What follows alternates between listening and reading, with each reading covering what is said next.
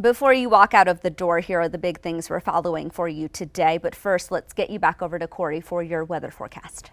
Yeah, taking a look at the weather, we are going to zoom in right here, and this is going to show us where we do have these flood watches in effect right over the Sacramento Mountains, rolling through Ruidoso and Alamogordo and all the way into Carlsbad. So just avoid any areas that are prone to flooding. When we take a look at the projected rainfall for the next 3 days, we're expected to receive up to a quarter-inch in a lot of areas, and then some areas expected to even receive half an inch, areas like Ruidoso, Las Vegas, and Santa Fe. Now, as we push ahead, we're going to show you how the next 7 days will play out for Albuquerque, dealing with a 70% chance of rain impact conditions. But once we get over into Monday, that rain percentage drops down to 20%, and then we begin to dry on out, and the back end of that forecast, pretty nice to start Bloom Fiesta. Aaliyah, back to you.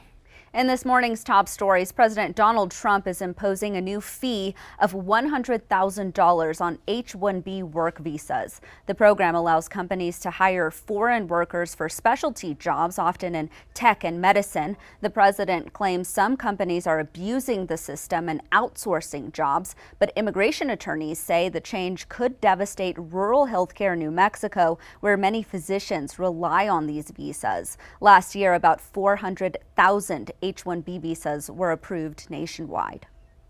A flesh-eating parasite is creeping closer to the U.S. border. The New World screwworm was just detected about 70 miles away. The larvae, they burrow into livestock and even humans, feeding on living tissue. Lawmakers warn an outbreak here could cost producers billions. Federal agencies say they're watching closely and taking steps to keep it from crossing into the U.S. The U.S. Congress is running out of time to prevent a government shutdown, which could start on Wednesday. Washington correspondent Jackie DeFusco joins us from Washington, where both sides are scheduled to meet tomorrow. President Donald Trump is now expected to sit down in the Oval Office on Monday with top Republicans and Democrats. This after he called off a previously scheduled meeting. Democratic leadership announced the meeting on Saturday, adding in a joint statement, quote, "We are resolute in our determination to avoid a government shutdown and address the Republican health care crisis. Time is running out," they said. Now, Democrats have continued to demand health policy concessions, like reversing recently passed Medicaid cuts, for example, but Republicans argue those positions are unsustainable. They're instead pitching a 7-week extension of current funding, giving lawmakers more time to debate annual spending bills. A possible government shutdown will start on Wednesday without a bipartisan deal before then.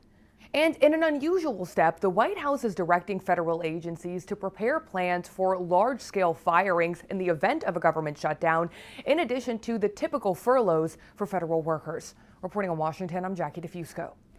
President Donald Trump says he's sending federal troops to Portland, Oregon, calling the city war-ravaged. Oregon's governor says he doesn't have the authority and that troops aren't needed. The president didn't give a timeline for when those troops might arrive. Federal agents are also expected in Memphis this week, with National Guard deployments continuing in Washington, D.C.